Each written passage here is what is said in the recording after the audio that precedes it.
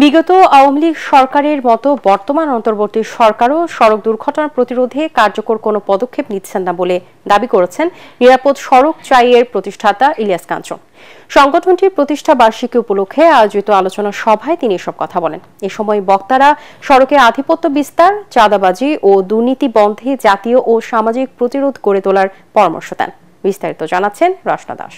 এলো ভিশন মুশকিল আসান অফার। যে কোনো ব্র্যান্ডের পুরনো ফ্রিজ নিয়ে চলে আসুন ভিশন শোরুমে আর নিয়ে যান নতুন ভিশন ফ্রিজ 20% পর্যন্ত ছাড়। বর্তমানে সড়ক দুর্ঘটনা নিত্যদিনের ঘটনায় পরিণত হয়েছে। দুর্ঘটনা বাড়ার পাশাপাশি সড়কের লাশের সারিও দীর্ঘ হচ্ছে।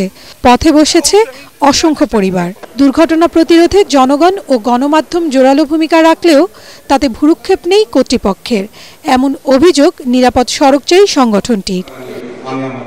সংগঠনটির প্রতিষ্ঠা বার্ষিকী উপলক্ষে জাতীয় প্রেস ক্লাবে আয়োজিত অনুষ্ঠানে আয়োজকরা ক্রমবর্ধমান সড়ক দুর্ঘটনা প্রতিরোধে সরকারের প্রতি 22টি দাবি উত্থাপন করেন।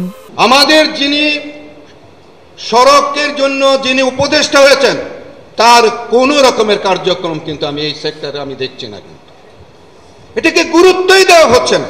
সড়ক পথে নৈরাজ্য ও দুর্ঘটনার পেছনে দায়ীদের কঠোর শাস্তির আওতায় আনার দাবি জানান বক্তারা। বিআরটি হলো সমস্ত ইবলিসের কারখানা। এখানকার সিন্ডিকেট এবং সিন্ডিকেশন, এর সঙ্গে রাজনীতি, এর সঙ্গে চাঁদাবাজি এবং এর সঙ্গে হাজার হাজার কোটি টাকার যে অবৈধ লেনদেন।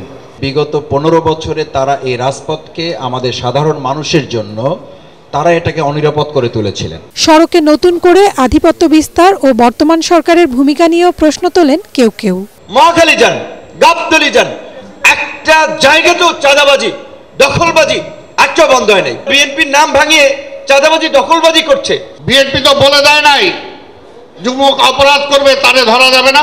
বিএনপি নাম অনেকেই ব্যবহার করে বিএনপিকে খাটো করার জন্য। যদি চাঁদাবাজি হয় তাহলে সেই চাঁদাবাজদের ধরেন, ধরার দায়িত্ব পুলিশের, ধরার দায়িত্ব সরকারের। এ সময় সড়ক নিরাপত্তা আইন সংশোধন করা সহ দেশের সব শিক্ষা প্রতিষ্ঠানে রোড সেফটি ইউনিট গড়ে তোলার দাবি জানানো হয়। রচনা দাস, ATN বাংলা, ঢাকা।